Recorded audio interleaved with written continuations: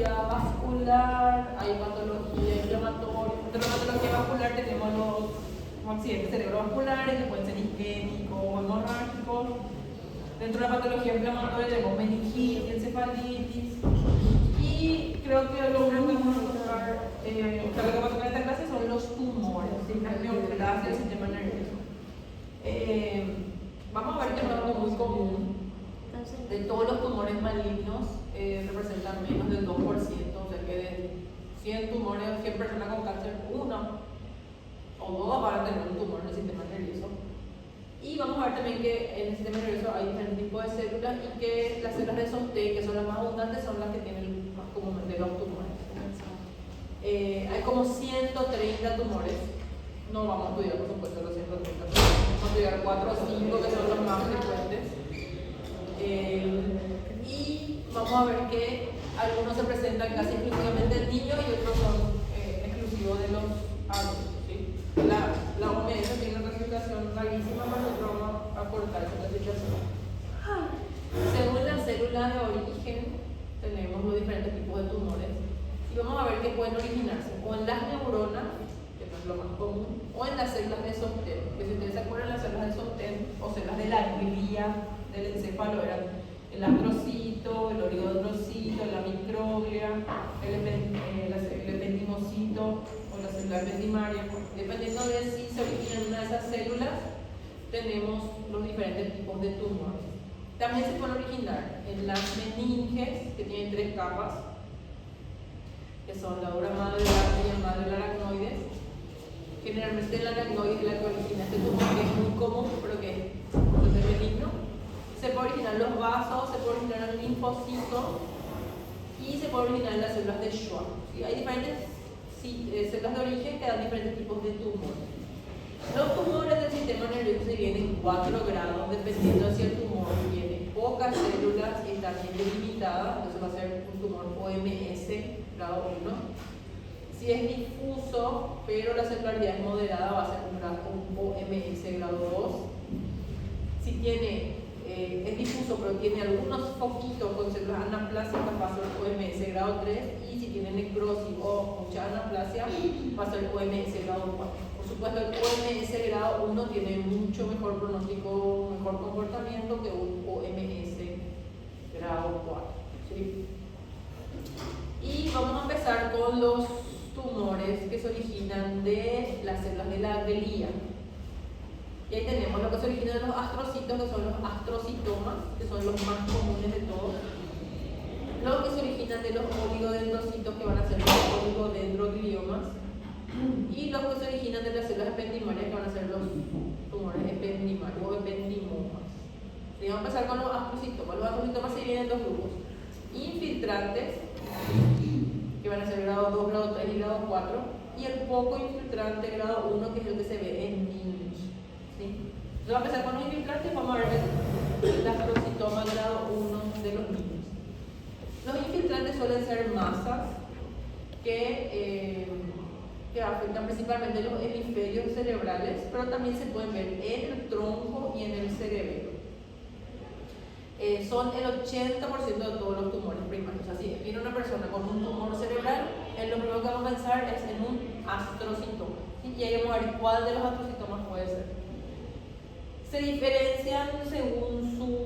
clasifican según su diferenciación en difuso grado 2, OMS grado 2, el anaplásico, que va a ser OMS grado 3, y el glioblastoma, que es el grado 4, este es el más agresivo de todos.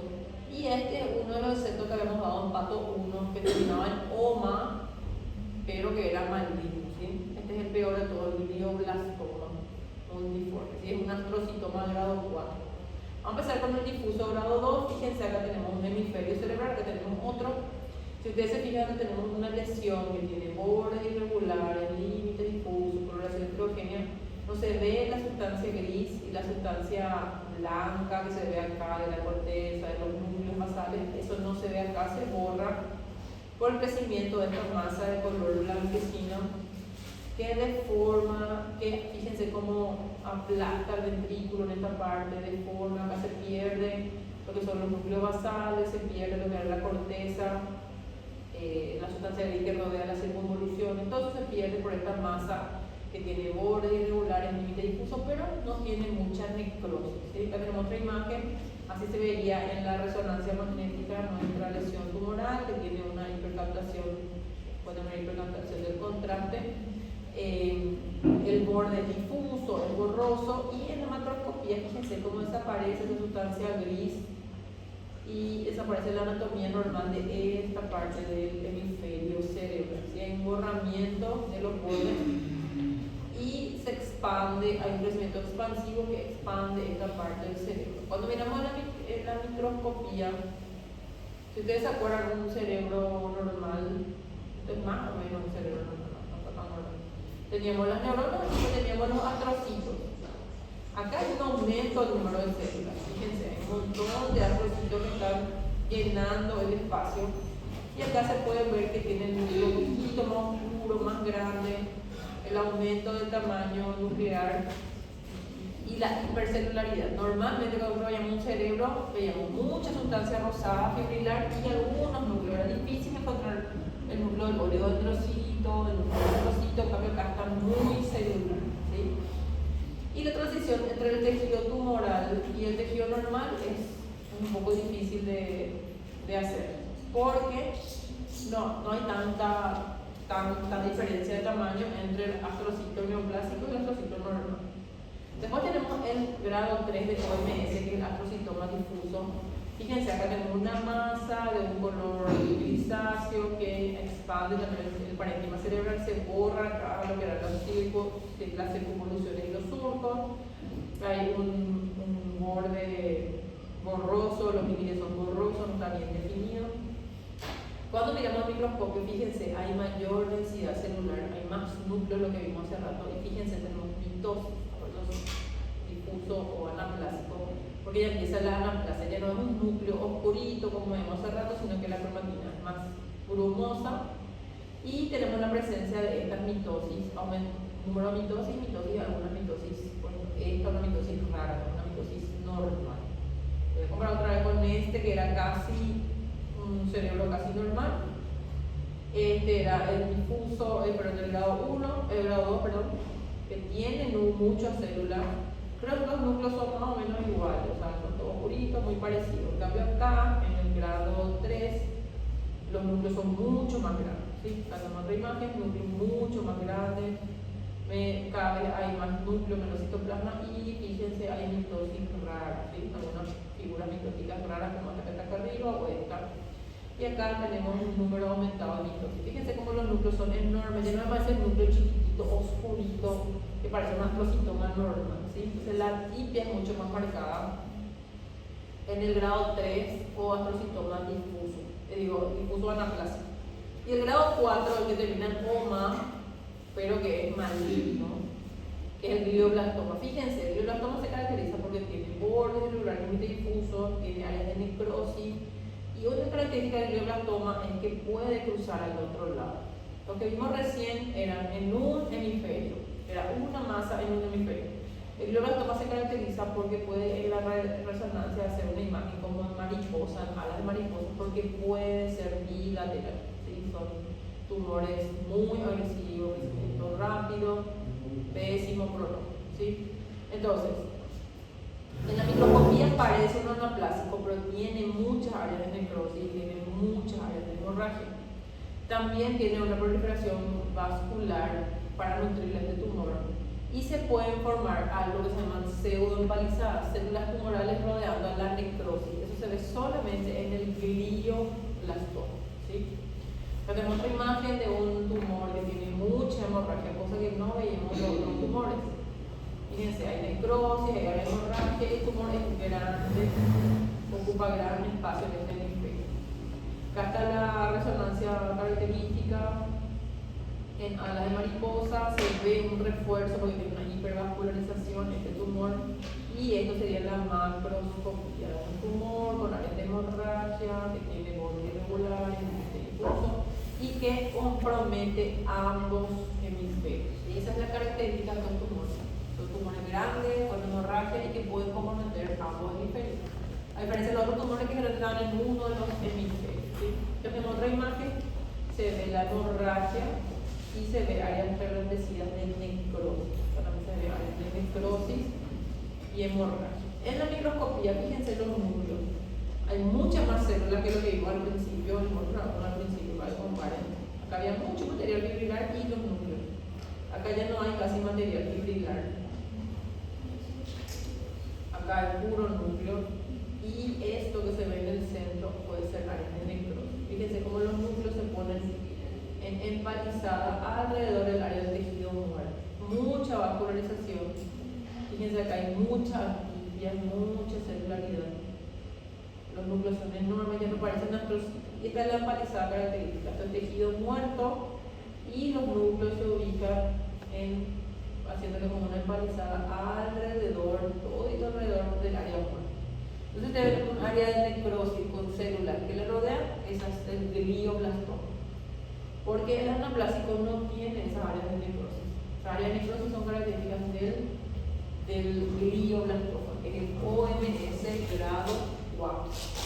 Entonces los infiltrantes que vimos recién, los astrocitomas, son el difuso grado 2, el anaplásico grado 3 y el mayor, el más agresivo de todos, el glioblastoma, que es el OMS grado 4. Y ahora vamos a ver el benigno, o que tiene comportamiento benigno dependiendo de su localización, que va a ser OMS grado 1, que es el astrocitoma pilocítico. ¿Sí? El astrocitoma pilocítico es OMS grado 1 y se caracteriza porque afecta principalmente a niños, es uno de los tumores que se ven en los niños. Generalmente es una masa, como ven acá, bien delimitada, de aspecto gelatinoso, que se ubica en la fosa posterior, ¿sí? En el cerebelo. Esa es la localización más frecuente, la tenemos justamente en la membrana cerebelosa y vemos el tumor a nivel del cerebelo, ¿sí? Está en la fosa posterior, en el cerebelo. A veces puede tener una localización, por ejemplo, encima de la silla turca, comprometer el nervio óptico y ahí es más difícil de resecar. Entonces, se le puede hacer una cirugía al niñito y si queda un poquito de tumor, ese tumor puede recibar. Pero fíjate, cuando está en el cerebelo, se le extirpa y tiene mejor pronóstico. El curso es benigno, son tumores de bajo grado, como OMS grado 1, que dependiendo de su localización pueden o no producir síntomas compresivos. En este caso, por ejemplo, ven, tiene bordes regulares y esa consistencia gelatinosa. Acá tenemos resonancia, fíjense, está en la fosa posterior, bien delimitado y tiene un refuerzo con el contrario. Y en la microscopía se caracteriza porque los astrocitos tienen como estas prolongaciones que aparecen como pelos, por eso se llaman astrocitoma pilocítico. Y pueden tener estas estructuras eosinófilas que se llaman cuerpos de Rosenthal, que son fibras de glioproteína fibrilar ácida, aparte de lo que es su citoesqueleto, que se acumulan en forma de esta estructura de citoesqueleto que se saca corcho. Entonces son células bipolares que tienen estas prolongaciones que parecen pelos, por eso se llama astrocitoma pilocítico. Casi no hay necrosis, casi no hay mitosis. Fíjense, se ven así los astrocitos con estas prolongaciones pilosas.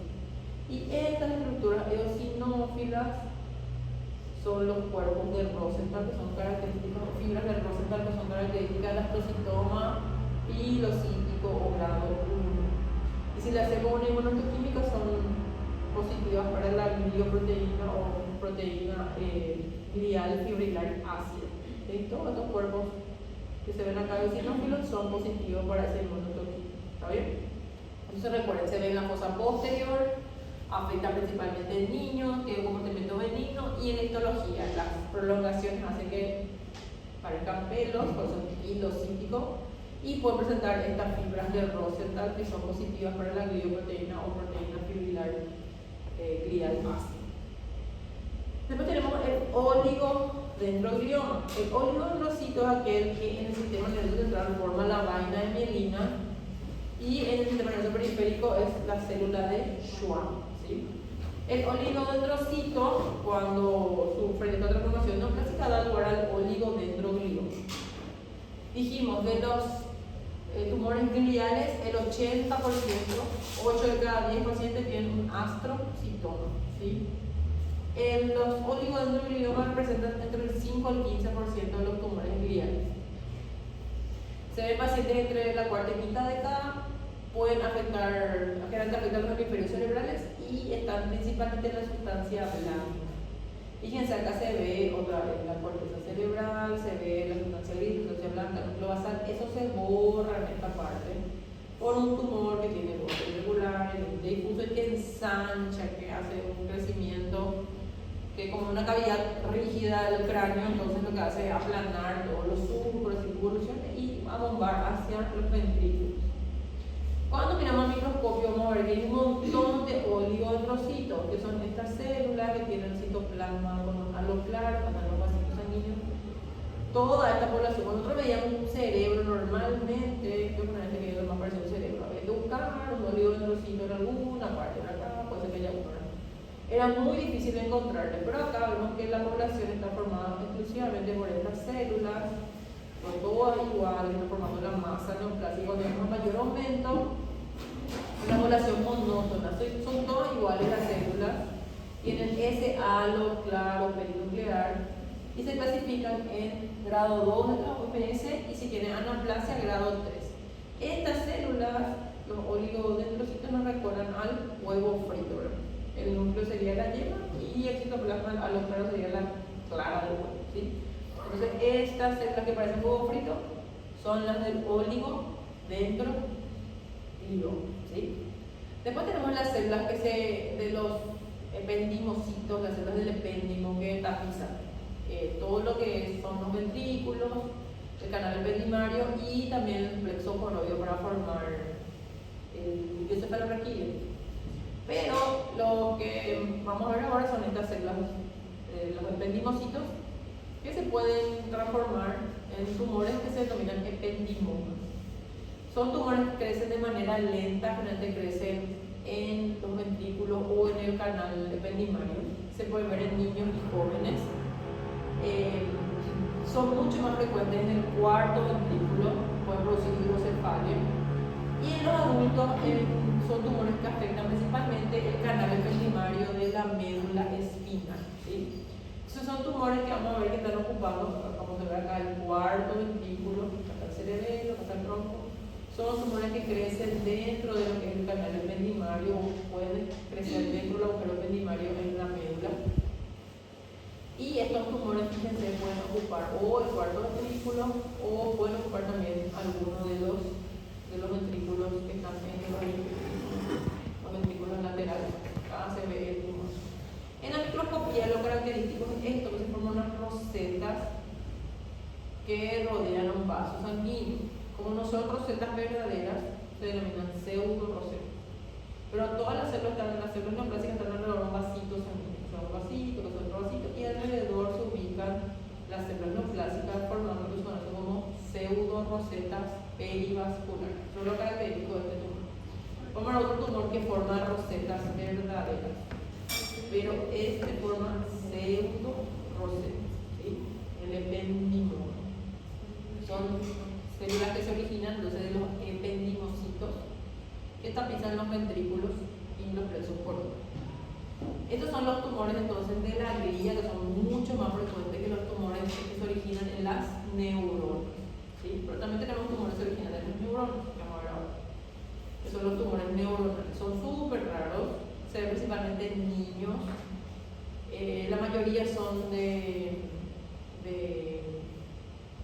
restos embrionarios o remedan las neuronas fetales.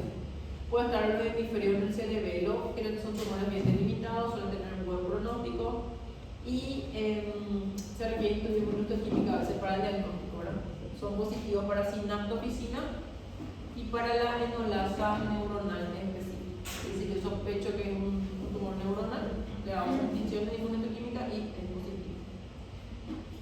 Estos tumores van a tener un componente glial que va a ser reactivo, que va a estar alrededor del tumor neuronal, y vamos a ver que generalmente el componente glial es el que dentro de los componentes, los astrocitos son los que hacen una gliosis, o sea, un aumento del número de células para como una reacción desmoplásica al tumor.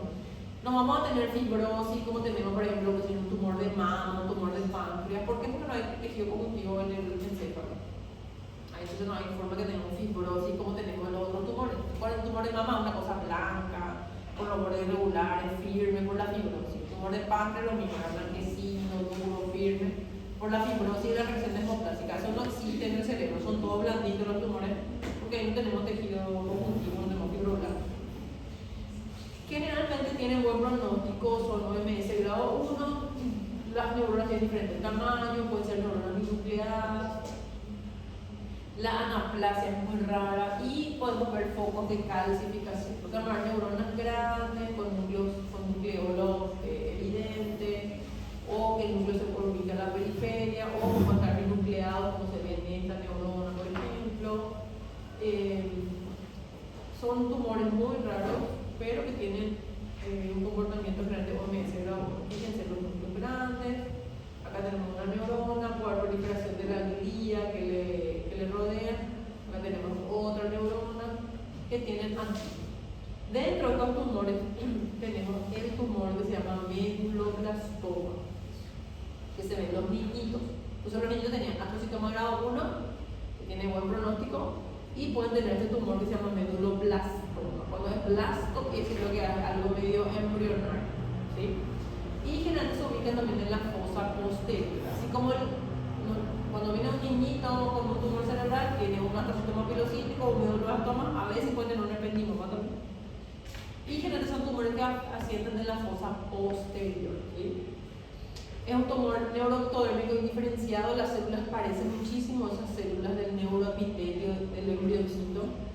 Es el 20% de los tumores en los niños, ¿sí? Los niños tienen o un astrocitoma pilocístico o en el 20% pueden tener este neuroblastoma.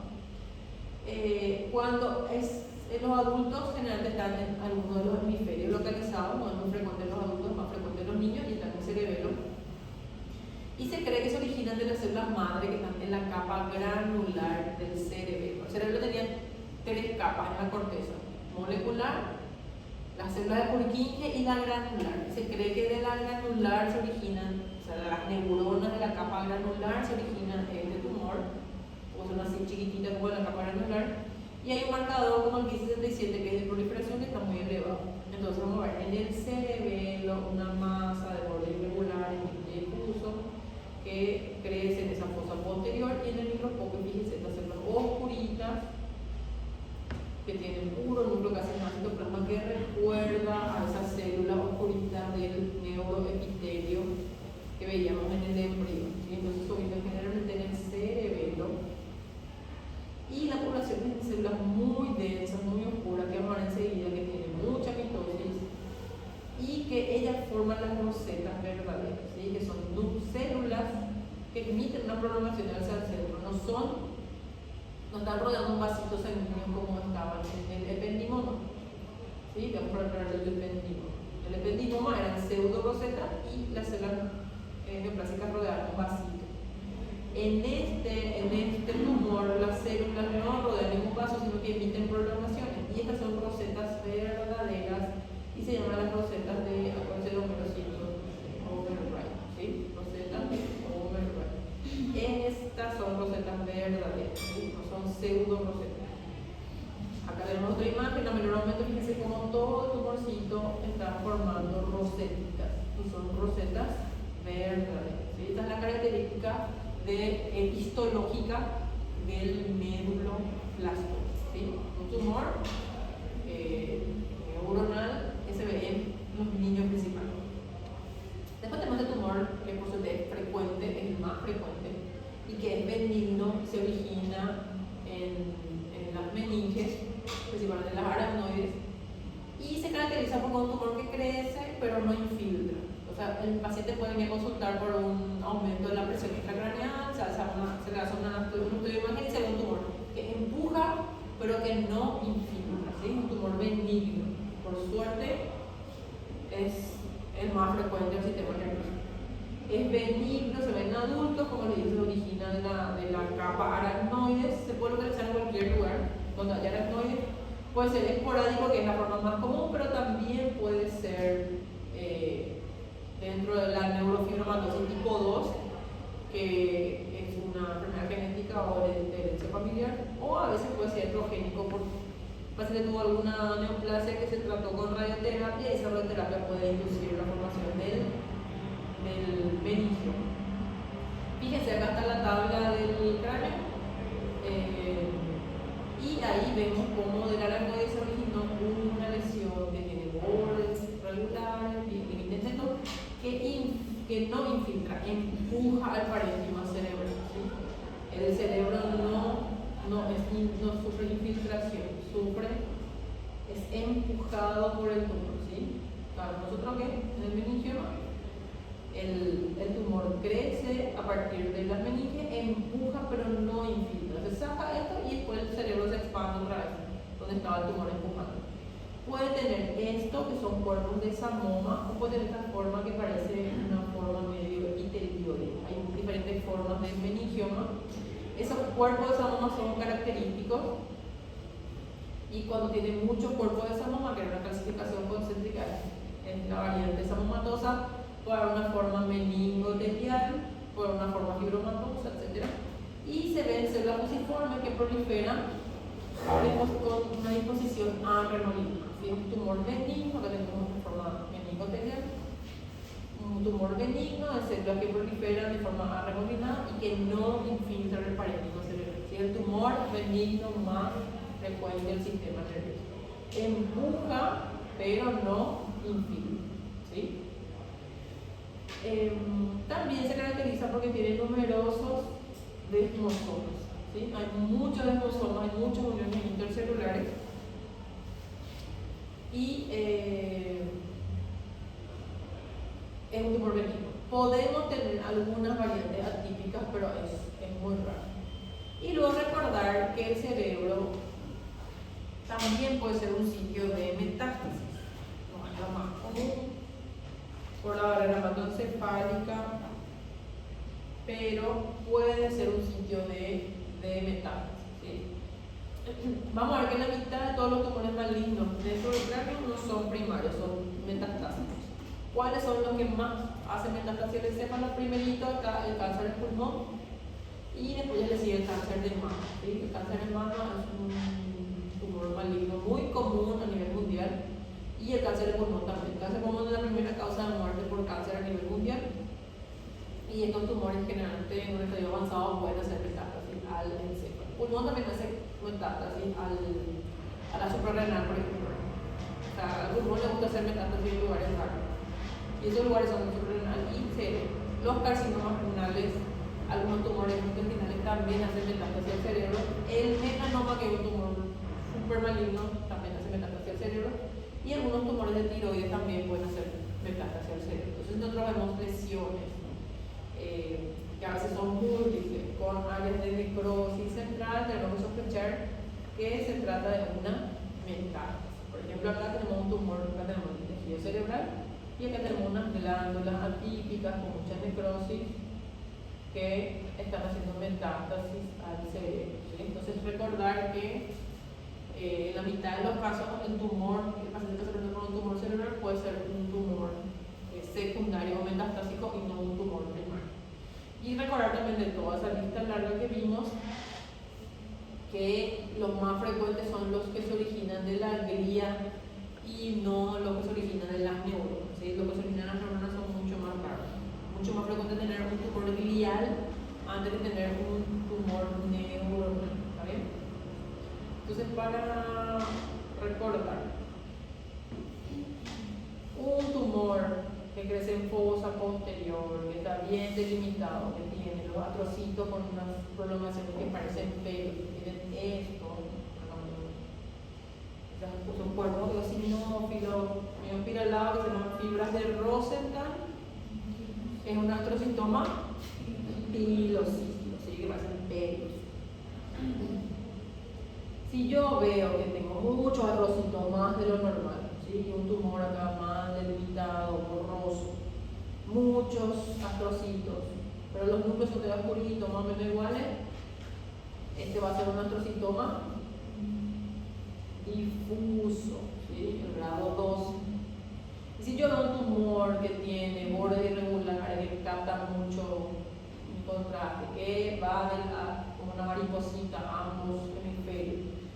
célula superficial que tiene esto, una empalizada alrededor del área necrótica.